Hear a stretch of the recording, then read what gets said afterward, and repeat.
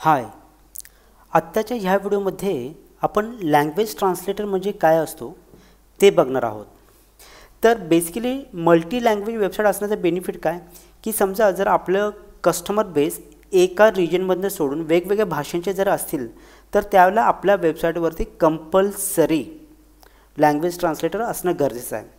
त्यामुळे जेव्हा जेव्हा आम्ही कुणाचीही वेबसाईट करतो त्यावेळेला त्यावरती कंपल्सरी आम्ही लँग्वेज ट्रान्सलेटर वापरतो। म्हणजे प्रत्येकानंच इंग्लिश येतं असं काय नाही आहे, ठीक आहे, प्रत्येकानंच मराठी येते असं पण नाही आहे। एंड युजरला ज्या लँग्वेजमध्ये कम्फर्टेबल असेल त्या लँग्वेजमध्ये त्यांना तुमची वेबसाईट बघता यायला पाहिजे, त्याच्यासाठी आपण लँग्वेज ट्रान्सलेटर इन्स्टॉल करतो।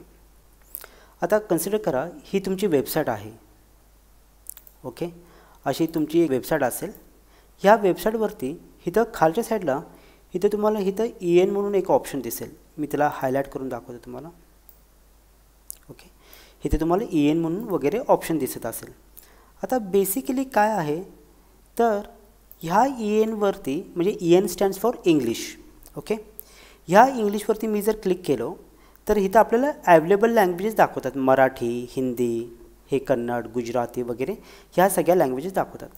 मग आता बेसिकली आपण काय काम करूया, हा जर तुम्ही जर पॅराग्राफ बघितला तर हा बेसिकली इंग्लिशमध्ये आहे।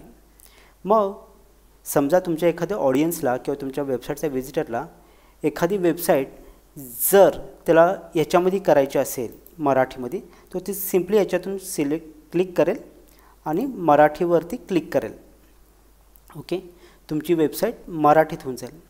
समजा त्याला नंतर वाटलं की मला आता कन्नडमध्ये करायचं आहे तो ती सिम्पली क्लिक करेल आणि ती वेबसाईट कन्नडमध्ये सिलेक्ट होईल।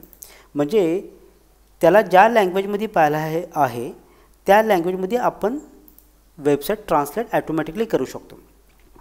आता इथं तात्पुरतं टाकताना आम्ही डेमोसाठी एवढ्याच लँग्वेजेस टाकलेत, पण इथं आपण जगातली कुठलीही लँग्वेज आपण टाकू शकतो।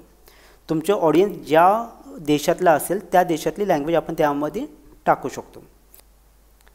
आशा करतो की हा व्हिडिओ तुम्हाला उपयोगाचा पडलेला असेल। काही शंका असल्यास मला फोन करा, मला तुम्हाला मदत करायला आवडेल। Thank you very much.